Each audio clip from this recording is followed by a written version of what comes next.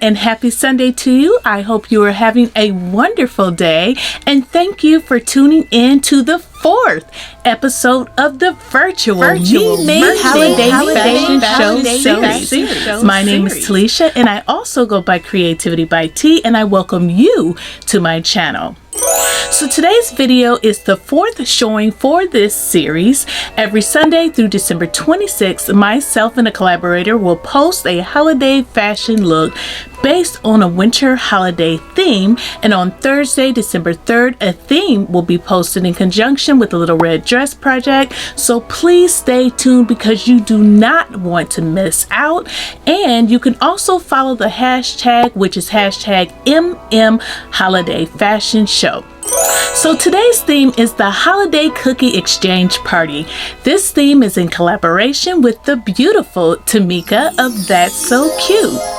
Tmika is a new sewist to human clothes. Tmika started her sewing journey a couple of years ago by sewing doll clothes for her daughter, which ultimately uncovered the hidden talent of sewing that she did not know that she had. And now with sewing human clothes, she is learning techniques that is necessary to have a functional Memade wardrobe. Tmika is also an avid paper crafter and a woodworker, so make sure you check out her holiday cookie exchange party look, and also subscribe to her channel if you have not done so already, because her YouTube channel is very new for sewing. She does have an already existing crafting channel that has thousands of followers, and she is very active on her channel over there. But her sewing channel, like I said, is something new, and it is something that she is proud of, and she is wanting to grow that channel. So again, please check her out and subscribe.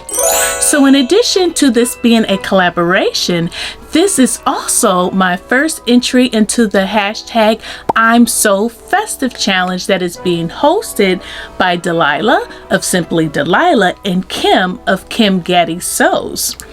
This challenge actually began November 10th and it runs through December 17th. So there is still a little time for you all to participate in the challenge. All you have to do to participate is sew something festive for yourself or for someone else and enter it into the challenge. And when you enter your make into the challenge, you are automatically entered into the drawing for the many prizes that they have. So definitely try to participate because it's absolutely just so much fun to sew something festive and wear it around the holidays. And I am definitely going to be wearing mine, okay, because I'm a festive person. So if you need more information on this, I will link to the information videos from Kim and Delilah in the description box below. So let's get into the meat of this video, which is the theme and my make. So again, the theme is titled the Holiday Cookie Exchange Party. A holiday cookie exchange party is a fabulous way to celebrate the holidays. This type of social event is one where instead of bringing gifts, attendees are asked by the host to show up with a dozen or more home-baked cookies.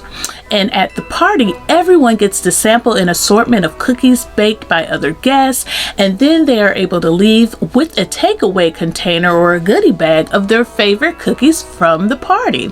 And sometimes a whole lot of delicious recipes are exchanged as well. Some people will host a cookie exchange party instead of a standard holiday party because you only have to serve desserts and beverages, and you don't have to bake all of the desserts yourself, and you still get a wonderful holiday party at the end. If you were like me, you will have both a cookie exchange party and a regular holiday party. So this is just a bonus that adds to the fun and the festivities of the holidays. So myself and Tmika both made garments and expressed through our personalities what we would wear for this holiday party and why. I made McCall's 8113 to support the theme of the holiday cookie exchange party. I picked this because I thought this top would look very classy but not overdressed, because this type of party is more casual and festive. So My experience while making this pattern was really good. And again, the pattern number is McCall's 8113, and the description of this pattern is misses and women's tops with cup sizes and sleeve variations. There are 3 views that come with this pattern with the same bodice. View A has a short peplum and long sleeves with ruching towards the bottom of the sleeves. View B has short sleeves with a flounce and a high-low peplum. And view C has flutter sleeves with a high and very low peplum in the back, and it actually appears to look like somewhat of a train. The view that I made was view B with the sleeves of view A. The fabric recommendations are organza, ponte, netting, and taffeta. I did not use any of the recommended fabrics, and I will discuss which fabric I used and why in a little bit. The sewing skill level was set to be easy, and I do agree that it was easy. I used 7 pattern pieces to make this dress. The pattern pieces that I used were the front, the back, the sleeve, the flounce, the front side flounce, and the side flounce number 2. And the elastic guide was also a pattern piece for this that you do need to make the ruching. The notions that I used were thread, of course, and I used one 22-inch invisible zipper in the back. The pattern sizing comes in size 8 through 24W, which stands for women. And the women's sizes start at size 18, and the size that I cut was the 18W, which fit really well. And I cut the triple D block for the bodice because, as I mentioned earlier, there are different cup sizes for this pattern, and it really helps me out when there are different cup sizes for the patterns, because it helps me to not have all the fit issues that I would normally have. So once I completed my garment, I do feel that it looked just like the pattern illustration on the envelope, and I was super pleased. The instructions were very easy to follow. I had absolutely no issues with them. And the things that I liked about the pattern, well, let me tell you. I like the design of the high-low peplum. I have been wanting to make a high-low peplum like this for a while, so I finally got that made. I like the large dart that is in the front. I love the gathering at the top of the sleeves and the ruching around the sleeves within the seams and on the front middle. And I also like the top stitching at the neckline.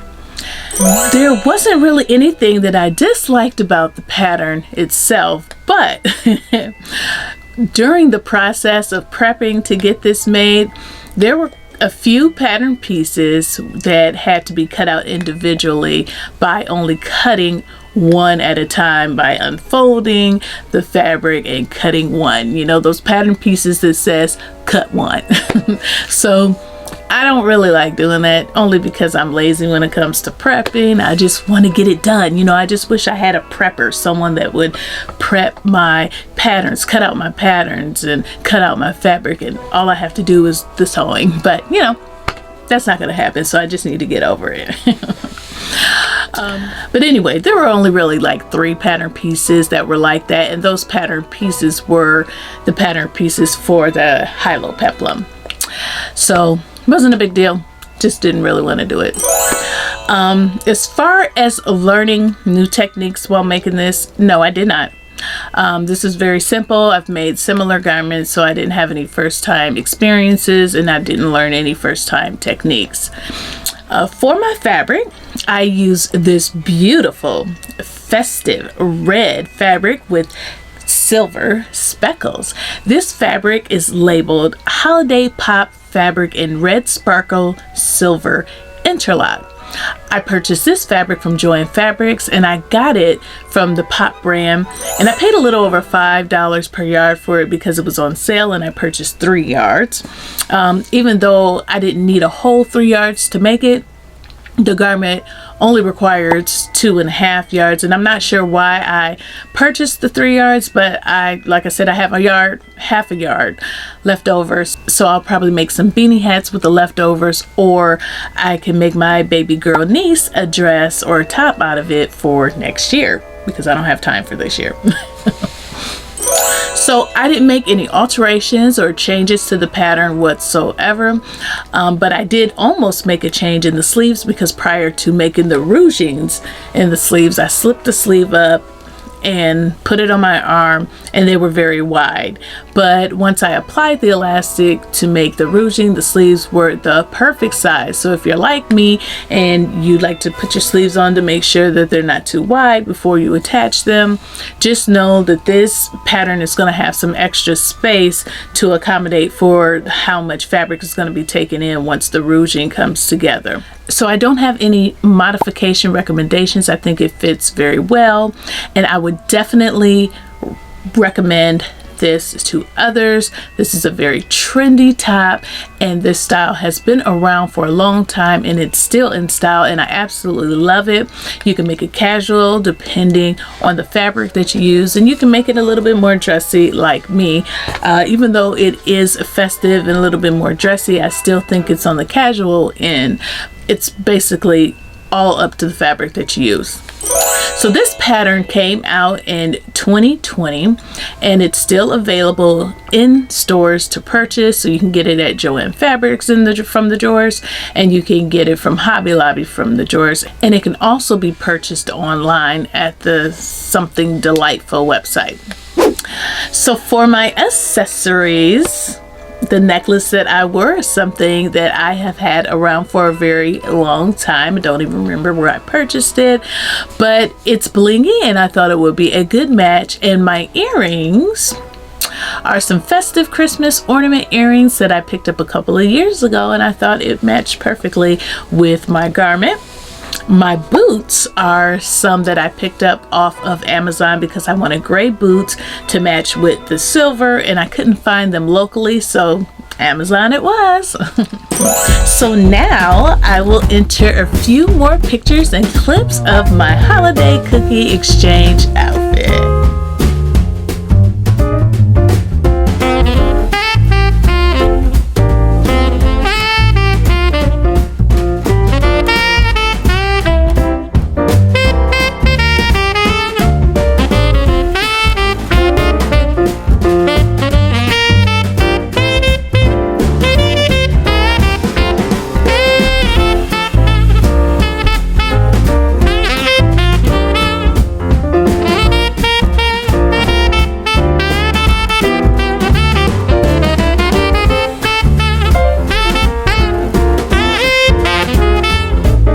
So I really like this top. I feel that it is absolutely gorgeous and festive and trendy all at the same time, and I will definitely be making more.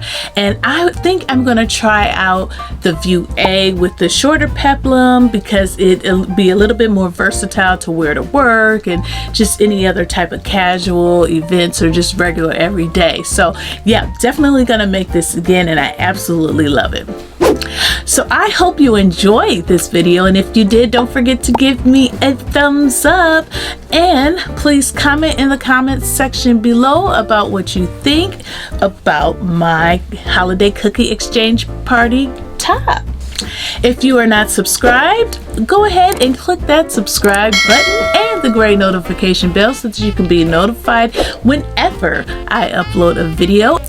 And don't forget to go over to Tmika's channel to watch her videos so that you can see what she made and what her take is on the holiday theme that we sewed for. If you do not have time to watch the videos right now, I have created a playlist for you that will have all of the videos for this series to make it easier for you to find.